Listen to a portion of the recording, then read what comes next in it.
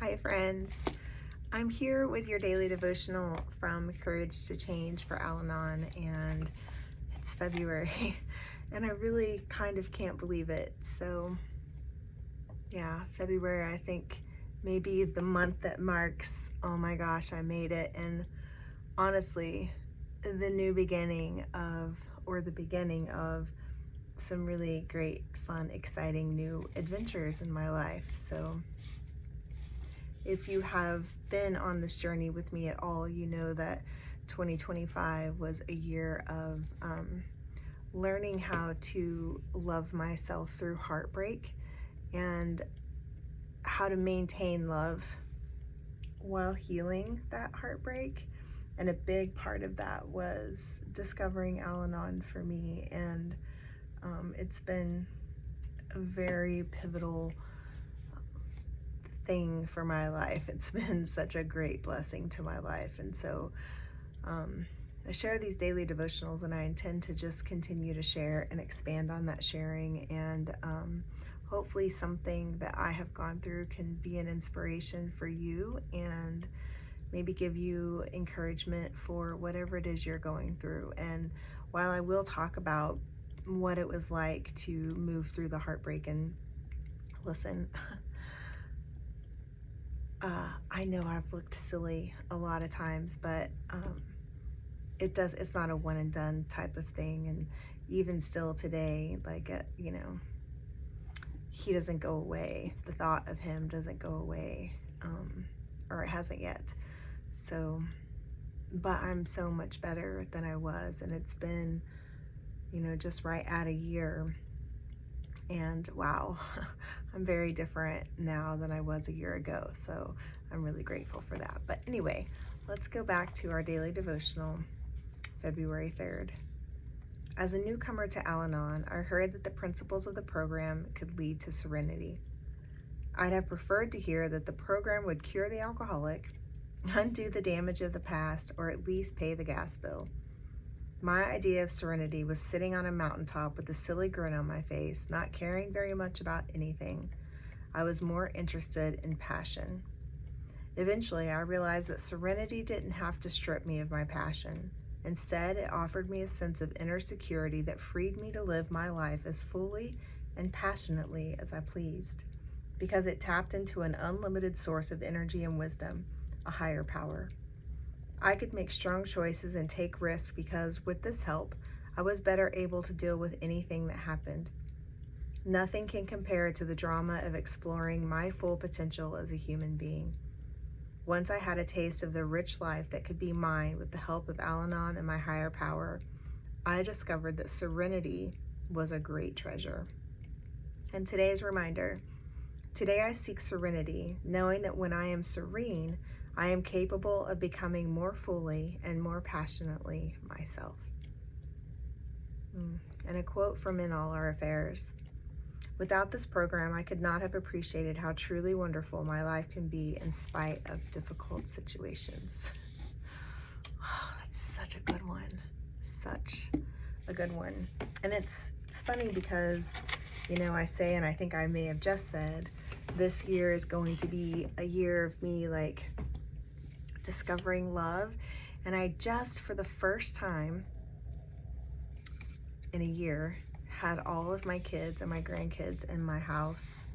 I hosted them over. We played games and did some crafts and ate and just had a really great day. And I realized that, this phase, this part is going to be me discovering love and passion and excitement and what I enjoy, me. Like me, not necessarily their mother or their grandmother or someone's partner or employee or wedding officiant or whatever, just me, just Amy. What kind of things do I love? What is love to me? What does love feel like to me? How do I express love? How do I receive love? What do I love to do? All of those things. Those are the things that I am excited to discover. And I touched on some of them last year, but I think, a lot of times, for myself anyway, when I'm working through the pain and the, the heartbreak, and I could touch on them, but I couldn't fully, or I didn't fully immerse myself. And also there was a lot to manage. There was a business, which there still is, that is left for me to manage on my own, and two, actually, a reselling business and my wedding business, and I had to get a full-time job in addition to that. So very busy, busy, busy, busy, which is not at all what I strive to be. And actually this year, when my daughter-in-law makes a calendar every year, when that calendar came out, I immediately went through and blocked off 2 weekends in every month. One weekend is my weekend for me to do with whatever I choose my weekend. One weekend is my family. So that my grandchildren, my children, my extended family, they will be my focus on that weekend. I will do something that includes them. And 2 weekends will be work, my reselling business, and weddings. So it's only getting 2 weekends because life is short, and I'm in this kind of the last stretch of my life, really, and I'm going to enjoy it. I'm not going to work and find myself at the end of my life and say, well, I worked really hard, or she managed lots of stuff. Like, that's not where I desire to be. That's not what I desire to do with my life. So my first priority is me and my family, and then the work will come after that. And it's going to be interesting to discover what it is that I love, and part of it is going to be sharing it with you. So I'm excited about that part. Yeah.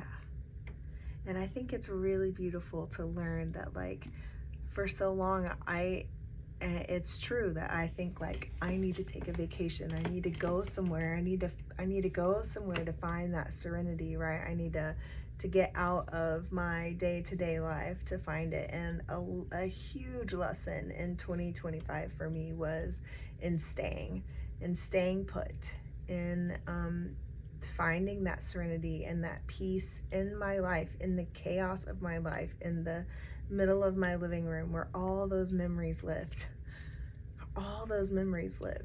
Like, sometimes I would think it's, you think about him leaving, and he just, took off, got a new house and a new dog and a new life, and just left everything else. And I was there in it, and my life has always been kind of moving and leaving.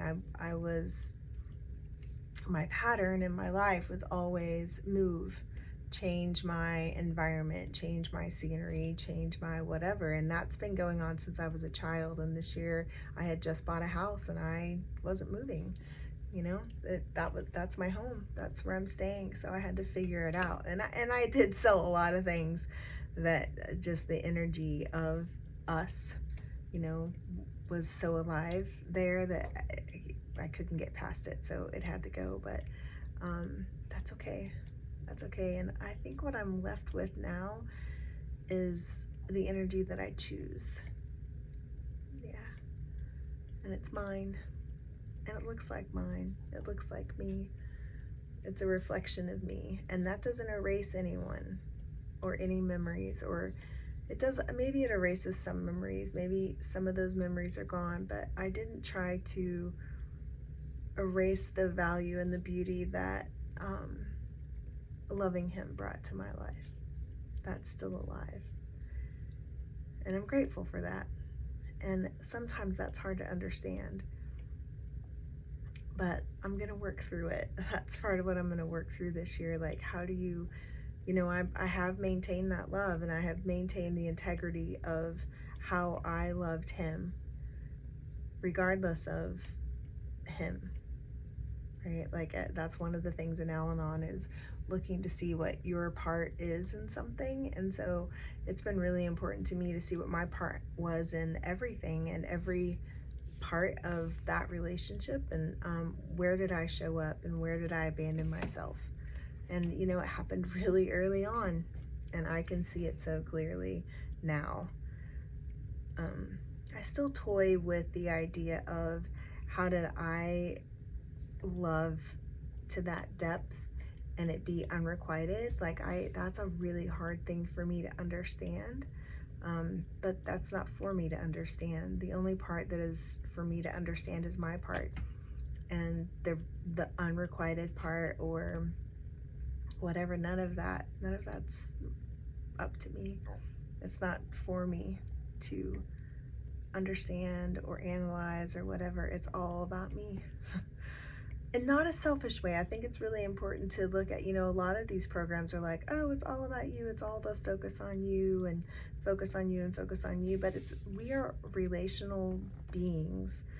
Relationships are important. And so, yes, the focus is on you, but how can you focus on you while making yourself the very best version of you to be in the very best relationships with other people, be it romantic, friendships, family, work, whatever it is. Like the very best me will be the very best us. Whatever. So, yeah, I'm looking forward to more of these chats, and I'll see you tomorrow.